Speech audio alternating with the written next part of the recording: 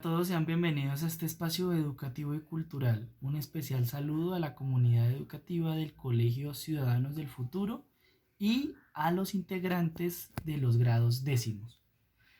En el día de hoy el propósito es hablar acerca de la violencia en Colombia. Y para hablar de la violencia en Colombia es necesario tener en cuenta cuatro ideas. Primera idea, ¿cómo podemos caracterizar la violencia que vivimos actualmente? Segunda idea, ¿cómo podemos comprender la idea de que existan intereses alrededor de la violencia? Tercero, ¿cómo podemos entender la relación entre violencia, cultura y educación? Y cuarto, ¿qué escenarios se vislumbran para poder pensar que estamos en capacidad de superar la violencia en la historia colombiana? Lo primero que podemos decir es que la violencia se desarrolla entre el año 1946 y la actualidad en su forma actual. En esa forma actual tenemos tres momentos de la violencia: violencia bipartidista, violencia insurgente o guerrillera y la violencia del narcotráfico. En esas tres formas de la violencia podemos identificar ciertas características. En la violencia bipartidista tenemos la participación de liberales y conservadores disputando el ejercicio del poder en la nación. Es una lucha por la participación política y por la burocracia del país. En esta confrontación entre liberales y conservadores hay unos hechos históricos particularmente importantes. Uno de esos hechos es la persecución mutua que se realiza en el territorio colombiano entre chulavitas y cachiporros. En el territorio colombiano los conservadores eran conocidos como chulavitas y los liberales eran conocidos como cachiporros. Se busca generar una hegemonía en cada territorio del país. Se busca generar una dominación cultural. Y para generar esa dominación cultural, unos deciden agredir e incluso matar a los otros para buscar ese dominio. Encontramos episodios en los cuales la iglesia avala la persecución de liberales, o encontramos episodios en los cuales personas que organizan el poder en ciertos territorios como Santander generan una persecución de conservadores. Violencia bipartidista.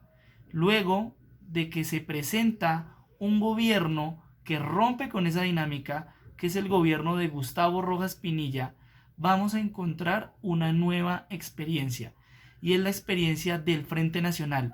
Liberales y conservadores se deben poner de acuerdo para poder aplicar el poder y poder sacar del poder al señor Gustavo Rojas Pinilla. Y así podemos encontrar una tregua entre liberales y conservadores y vemos el fin de esa primera forma de violencia que llamamos violencia bipartidista. Pero las cosas no se detienen ahí. La exclusión política continúa y la exclusión política toma nuevas formas, y esas formas son los fraudes electorales.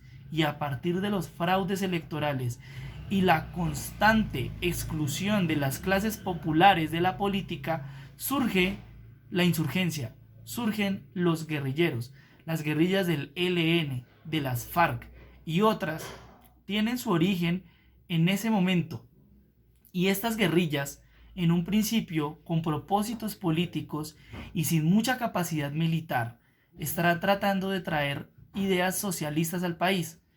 No tienen mucha fuerza hasta que llega la presencia de la coca. Y con la coca y con la distribución de cocaína se fortalecen los ejércitos insurgentes, y los ejércitos insurgentes pueden empezar a aplicar dominio, fuerza e incluso terror en algunos territorios del país. Esa violencia insurgente entonces es la segunda forma de la violencia, y se agrava más la situación de la violencia cuando tanto la violencia bipartidista como la violencia insurgente comienzan a tener un nuevo oxígeno y comienzan a tener una nueva pólvora, un nuevo encendido a partir del narcotráfico. Esta violencia la observamos en los años 80. En la violencia del narcotráfico en los años 80 encontramos la época del terror, donde los carteles de Medellín, de Cali, comienzan a tratar de instaurar sus normas ilegales en la nación. Sus intereses ilegales buscan consolidarlos, y para consolidar esos intereses ilegales buscan generar terror, violencia, carros bomba, persecución a políticos, persecución a autoridades públicas para instaurar su poder. Tres formas de la violencia a lo largo de la historia de Colombia entre 1946 y la actualidad. Segunda parte. ¿Por qué hay intereses formados alrededor de la violencia? Se forman intereses alrededor de la violencia porque el largo periodo de 50 años comienza a generar estilos de vida. Se comienza la violencia a convertir en una forma de sustento económico, en una forma de desarrollo de proyectos económicos. Y luego, cuando queremos superar la violencia, encontramos que hay sectores de la población colombiana que han encontrado bonanza y bienestar a partir de la violencia, y por lo tanto no desean que la violencia cese, porque la violencia es su forma de sustento económico. Formas históricas de la violencia, intereses alrededor de la violencia. ¿Y de qué otra forma la violencia se reproduce? La violencia se reproduce porque la violencia tiene arraigo cultural. La violencia tiene arraigo cultural porque hay pautas de crianza y hay pautas educativas en la niñez y la juventud que hacen que la violencia sea bien vista. Culturas como la cultura de la impunidad. Un niño agrede a otro, un niño busca imponer su voluntad, y en escenarios familiares y educativos permisivos, el niño no encuentra nadie que le frene. Y cuando no encuentra nadie que le frene, comienza a observar la violencia como un mecanismo para alcanzar sus objetivos. Primera parte, tenemos que hay una cultura de la impunidad. También, acompañando esa cultura de la impunidad, hay una cultura de la educación ambigua. Hay mensajes cruzados de parte de los padres de familia, donde en ocasiones hay permisividad o en otras ocasiones hay actos de violencia. Un padre difícilmente tiene herramientas para generar una autoridad adecuada sobre el menor, y en unos espacios de autoridad mal ejecutados, la violencia se convierte en un medio de comunicación. El otro problema en la crianza, y que nos lleva a desarrollar culturas de la violencia, es el problema de tener una pobreza en nuestra comunicación, en nuestro afecto. La sociedad colombiana se caracteriza por tener un bajo desarrollo de su comunicación, y con un bajo desarrollo de la comunicación es difícil superar nuestras tendencias a utilizar la fuerza y a utilizar la violencia como medio de imposición de nuestra voluntad. Sin comunicación y además sin afecto, sin un mensaje de afecto al menor, hay entonces un grave problema de consolidación de la cultura de la violencia. Cultura de la violencia por una cultura de la impunidad, por una crianza ambigua y por un problema de comunicación y afecto. Hemos visto hasta este momento 3 temas para explicar la violencia: formas de la violencia en la historia, intereses económicos alrededor de la violencia y una cultura arraigada de la violencia.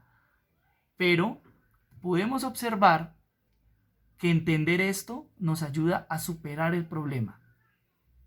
Actualmente, en los últimos 20 años, hemos visto que existen fuertes tendencias hacia el pacifismo y hacia la búsqueda de la superación del conflicto. Encontramos hechos históricos que nos dan la esperanza de superar históricamente la violencia en Colombia. Podemos observar que hay movimientos de búsqueda de la verdad y la reparación. Podemos observar que hay movimientos de respeto de los derechos humanos. Podemos observar que se está tratando de dialogar e incluso se ha consolidado en los últimos años un proceso de dejación de las armas entre el gobierno nacional y la guerrilla de las FARC. Estos eventos históricos nos ayudan a pensar que existe la esperanza de superar la violencia en Colombia y poder abandonar la cultura de la violencia, los hechos históricos que nos llevan a la guerra y los intereses económicos alrededor de la guerra. Muchísimas gracias.